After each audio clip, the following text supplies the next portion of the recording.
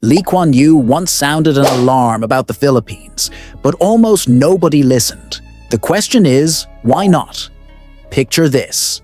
One of the sharpest minds of the 20th century, a man who took a tiny, overlooked fishing port and turned it into one of the richest, most admired countries on earth, looked at the Philippines and didn't see promise.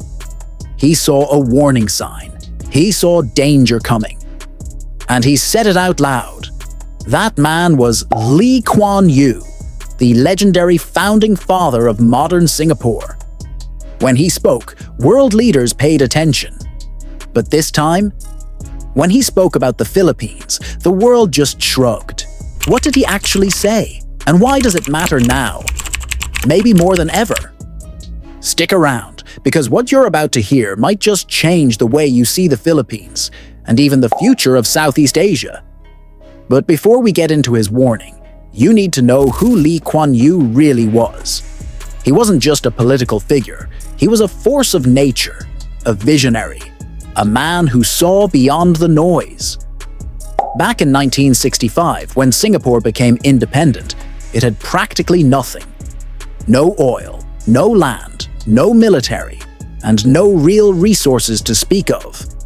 The odds were stacked against them. Racial tensions threatened to explode. Jobs were scarce. The country looked like it was set up to fail. But Lee Kuan Yew didn't buy that. He built a government that valued discipline, efficiency, and zero tolerance for corruption. He believed in rewarding talent, not connections. If you worked hard and had the skills, you moved up. If you stole from the people, you faced consequences, real ones. He ruled with a firm hand, some would even say an iron fist, but the results were undeniable. In just a few decades, Singapore rose from the ashes and became a global economic giant. It now has one of the highest GDPs per capita in the world. Now let's rewind to the same era, the 1960s, and take a look at the Philippines. Back then, Manila was called the Pearl of the Orient. The country had a booming economy, elite universities, and a growing middle class. It was modern, ambitious, and on track to be one of Asia's leading nations. In fact, many believed the Philippines would easily outpace Singapore, Taiwan, and even South Korea. So what happened? Why did the Philippines stall while others skyrocketed? The answer lies in decades of poor leadership, political chaos, and corruption. Roads crumbled, industries declined, and the economy lost its edge. Instead of building for the future, leaders focused on personal gain, treating public office like a golden ticket. And this is where Lee Kuan Yew's chilling observation comes in. He didn't speak in riddles. He was blunt. He said, "The Philippines is a country with a great people, but a soft, forgiving culture." Let that sink in. A soft, forgiving culture. According to Lee, the problem wasn't the people. In fact, he praised Filipinos as hardworking, intelligent, and highly adaptable. He even pointed out how Filipinos abroad often thrive in more disciplined societies. The issue, he believed, was the system they came from. A culture that lets powerful people off the hook. A society that struggles to hold its leaders accountable. In his view, a nation can't rise if it lacks discipline, the rule of law, and the courage to face hard truths. Without accountability, talent gets wasted, progress stalls, and corruption becomes just another part of daily life. Now, here's the million-dollar question. Was Lee Kuan Yew right? Decades have passed since he spoke those words, and today, many are beginning to wonder if his warning wasn't just relevant, but prophetic. Is the Philippines still caught in that cycle? Or is there a new chapter on the horizon? We're diving deeper into his vision, his criticisms, and what it all means for the Philippines moving forward. So don't go anywhere, because what comes next might just reveal the untold story of a country standing at a crossroads. It wasn't just about the people. It was about the environment they lived in. Lee Kuan Yew saw it clearly. The Philippines wasn't failing because Filipinos lacked intelligence or drive. Far from it. He believed the people were capable, talented, even world-class. But the system, that was broken. He saw a deep flaw in the country's governance and culture. Corruption wasn't just a problem, it was a way of life. Inefficiency was accepted. And perhaps most damaging of all, there was a quiet tolerance for wrongdoing.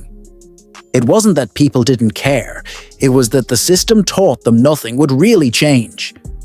Lee noticed how government officials misused public funds, some even looted billions, and yet, somehow, many faced little to no consequences.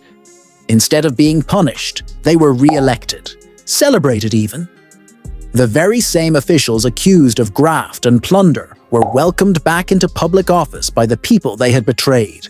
He watched as the justice system dragged its feet, slow, clunky, easy to manipulate. Cases would stretch on for years, sometimes decades, giving the rich and powerful all the time they needed to twist the outcome in their favor. A high-profile scandal would explode. There'd be public outrage, calls for change. But eventually, the noise would fade. Life would return to normal. And then, the next scandal. Lee Kuan Yew feared that this cycle of scandal, outrage, forgiveness, repeat, would cripple the country's progress. Because when wrongdoers are forgiven instead of held accountable, there's no incentive to change. Corruption becomes the norm. And growth? It stalls. In Singapore, he built a very different system. One with sharp edges. No-nonsense governance. If you stole from the people, even if you were a top minister, you were out. Prosecuted, shamed. The law didn't blink. He didn't tolerate corruption. Not in the police. Not in politics. Not in the streets. He believed discipline wasn't optional. It was the price of prosperity. If you wanted a strong economy, you needed strong institutions. If you wanted real development, you had to enforce the law. Without accountability, you couldn't have order. Without order, you couldn't have progress.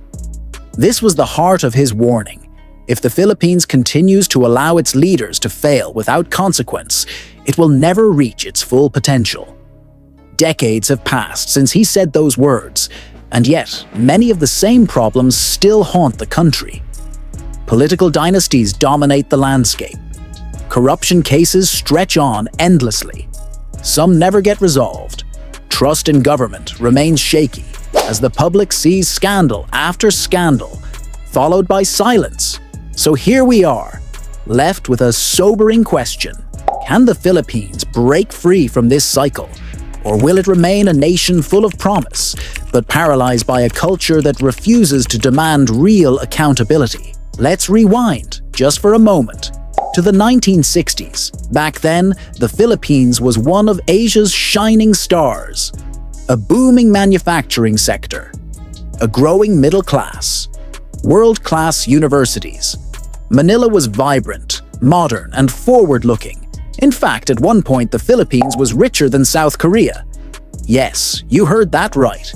The Philippines had stronger infrastructure, better access to Western markets, and was even lending money to a still-recovering South Korea after the war. It was considered a model for the developing world. But as history shows us, having potential isn't enough. While countries like Singapore and South Korea doubled down on discipline, long-term planning, and economic reform, the Philippines took a different route.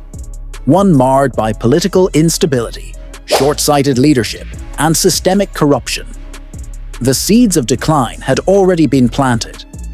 By the 1970s, Singapore had become a serious player, an industrial and financial machine. Lee Kuan Yew's leadership had created a culture of efficiency, meritocracy, and global competitiveness. South Korea, led by Park Chung-hee, launched an aggressive industrialization drive. They focused on exports, land reform, and building up national industries, steel, shipbuilding, electronics. They made the hard choices. They invested in the future. Meanwhile, in the Philippines, political chaos erupted. In 1972, President Ferdinand Marcos declared martial law. At first, he promised order and infrastructure. But the reality was far darker. Cronyism spread, debt ballooned, billions vanished through corruption, and the people paid the price. By the 1980s, the economy was unraveling. Inflation soared, foreign investors fled, the peso collapsed. The once promising future looked more like a fading memory. In the same time frame, Singapore surged ahead. South Korea became an industrial juggernaut.